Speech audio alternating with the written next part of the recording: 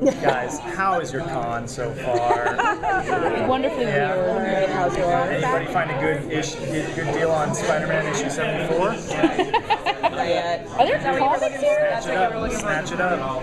How much do you want to pay? You got a deal? Not even close. Oh, okay. All right. 74,000. She's like, you bring me the money, 74. and I'll go find it for you. Issue 74. I would go to like 130, 140. If it was in pretty good shape. You got knowledge. Yeah. Okay. Million. No, I don't know what they. I don't know what they go for now. Just dollars. Just dollars. $140. Yeah. Oh, okay. Thousands. So that would be like a torn front cover. No, like if there's little aging on the corners, You're fine with it's that. fine with that. Oh, but it doesn't have to be could- pristine. It doesn't have to be mint, no, for sure. Got it. But it definitely like an 8 rating or up. Oh, Yeah. out of. She's learning, huh? Know your stuff. Yeah. So, What happens now? Great. Drunk history. A brilliant idea, a concept of a show. Derek Waters, Jeremy smart, Connor. Jeremy Connor, just brilliant, funny men. I first saw it online. It was like a web video. The first one I saw was Jack Black's Ben Franklin, which made me laugh a lot. But I know that Michael Cera's is the first ever, right? And Well, I thought it was. Well, my friend Mark Gagliardi was the drunk oh, okay, of the first one ever. storyteller, but now I'm not remembering what the story was. Who Was it? Well, Who's Jake in that? Jake Johnson is in it. Michael Cera. That might have been. Is that Gagliardi? I don't know. I'm bad at remembering It the was a drunks. long time ago. Yeah. But It's I been saw him around for a online. while. Yeah. They pitched it to HBO. Did I see something from HBO? Okay. Well, those fuckers messed up.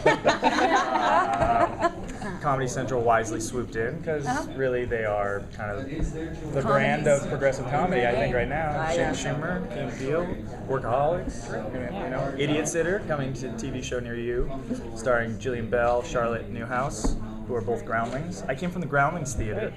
I was born in 1982 at a birthing center on Culver Boulevard. Parents lived in the South Bay and then weren't well off and had 5 kids, so we moved to Big Bear when I was about 7 years old. My dad was in construction, so we bought a big property, small house, and built on it in the 9 years we lived there. When I was 14, 15, the summer of my freshman year of high school, I auditioned for LACHSA, the Los Angeles Performing Arts High School, and was accepted, and decided to go because it meant I had a longer summer. But little did I know such a flippant choice would alter the course of my life for forever. 3 years at the Arts High School, was accepted to UCLA for musical theater of all things, I know. Did a year there and then... What was your favorite show there? At UCLA? Well, it's that thing, a lot of theater schools don't allow the first years to perform, like you have to put in your time, do tech, and so I was painting furniture black in the shop. I saw a pretty good Into the Woods there, actually. That was not bad. I remember thinking, I could do better than Jack, but everybody else was really great. Then at the end of that year, I was cast on MADtv for half a season. And so I left school, I deferred for 6 months, and then enjoyed it. They asked me back, but under different circumstances than promised. So I said thank you, no thank you. But a lot of the people I respected and who looked out for me and who I liked working with had come from the Groundlings Theater.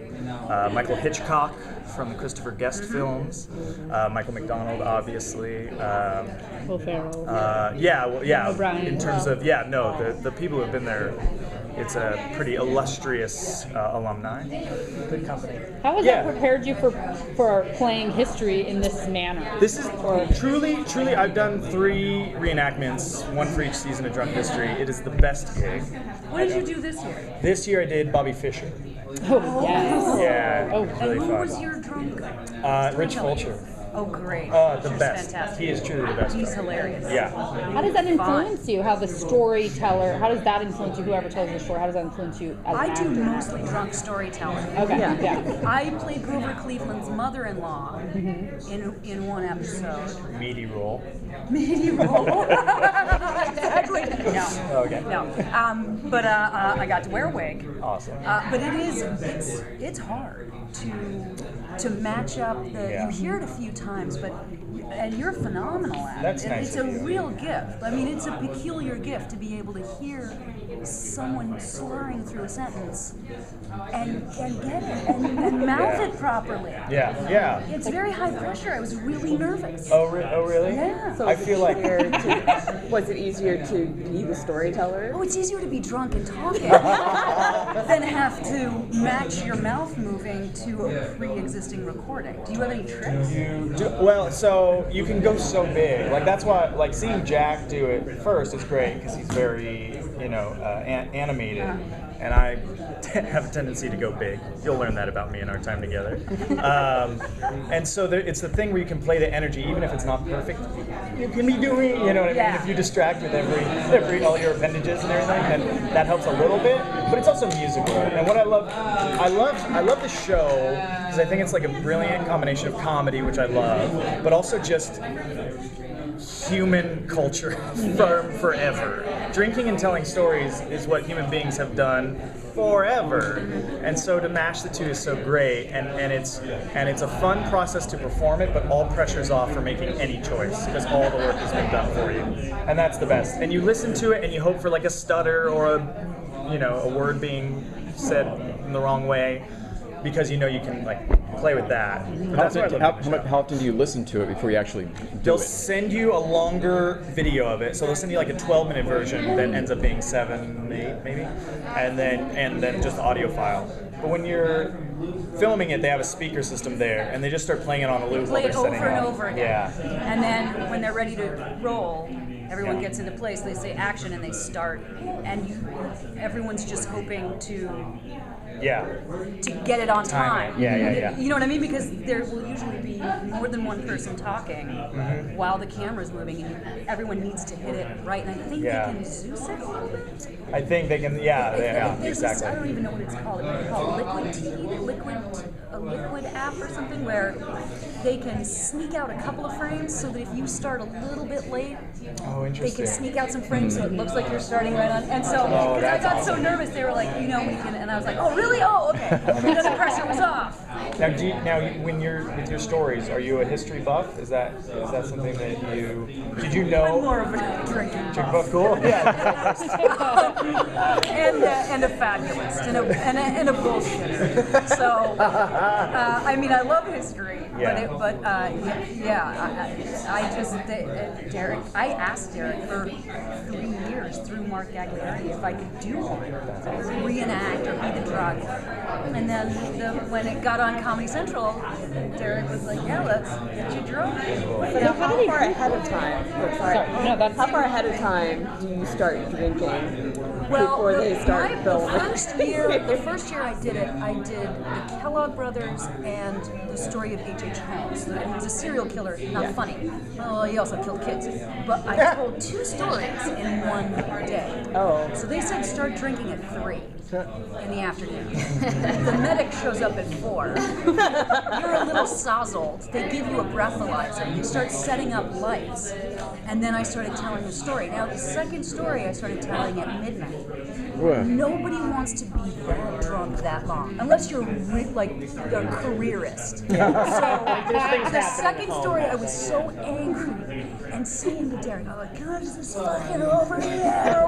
Like, it's just a mean drunk. And so now they only do 1 story per person because the first year, no, I wasn't the only one. Some people got so drunk they had to reshoot because they stopped being able to verbalize.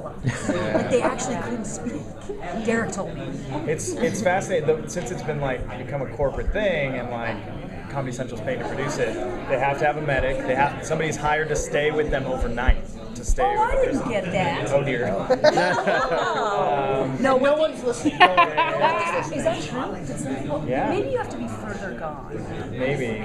You didn't But get there's a drunk lot of insurance. That's the thing I did. I was hammered every time I was blowing a .13. And yet it turns out I'm fairly articulate when I'm drunk. Because people thought that I wasn't. What are you drinking? What's your drinking? I now no longer drink red wine because of that first year. I drank 3 bottles of red wine. Oh, my Nice God. job. I don't remember. I remember opening a 3rd one. I don't know. Yeah. And so now I drink white wine. I was so flirting with the idea. Yeah, I was flirting with the idea of absinthe, but then I thought that's not a good idea. Oh man, You would die. You would Well, die. yeah. Well, in Would that you ever quantity. do a drunk so story? I done don't. one? I've never been blackout drunk, and I've only started drinking in the last few years. I did to just deal with life. Season 4? Oh, okay. No, I was always. I have like a crazy sweet tooth. I love desserts, so I've never liked the taste of alcohol. Oh. I got really sick on SNL to where I couldn't breathe. Oh, sorry. Do you want to ask her? And they said have some bourbon because it'll clear it up. And it was the best night of sleep I've ever had. And then on my honeymoon, my wife said, if you're going to try to get tipsy or drunk, and so I tried Jack and Cokes because I like the Coke. And then they gave me a mudslide, and that was the end of it. And I did like It's like 4 months. It's like a Baileys and milkshake. Kahlua and- yeah. So that, and so now I do it. I just cave into the peer pressure. Just get it, do it to get people to like me. Do you dare me to drink? Do you dare me to drink right now? Do you dare me to drink right now? What last question? I have a quick question Yes. for you guys. I want to know what your favorite dirty joke is. Can you tell me a dirty joke? I know, Oh my I should've God, asked I know this an at the awful beginning one. so I that know you a could really do it. awful one. Again, no one's listening. This is really bad. Goat This joke. is like playground bad. This is like funny then and so gross. Okay. The son is in the shower with his dad, and he goes, "Dad, how come you're bigger than me?" And he goes, when you grow, it grows with you. And he's like, "How come Mom doesn't have one?" And he goes, "Well, she has a garage, and I have a limousine, and sometimes Daddy will park his limousine in Mama's garage." Does that make sense? He goes, yeah. Later that night, the son comes in the room. "Dad, Mom, I can't sleep." And that's okay, climb into the bed. And they rest, and the dad waits for the son to go back to sleep. And he goes, hey kiddo, move over, I'm gonna park the limousine. He says, "Sorry Dad, my Jeep's already in there." I have never heard that joke. I've never heard that joke. It's bad. But it was hilarious in the 3rd grade. Oh my God. Anyway, Freudian. the little kid fucked his mom. There's like a whole Oedipus complex going on. Yeah, exactly. Or an I think episode of we Game were of working it Thrones. out. Yeah, exactly. The two go hand in hand. Yeah. One of the other.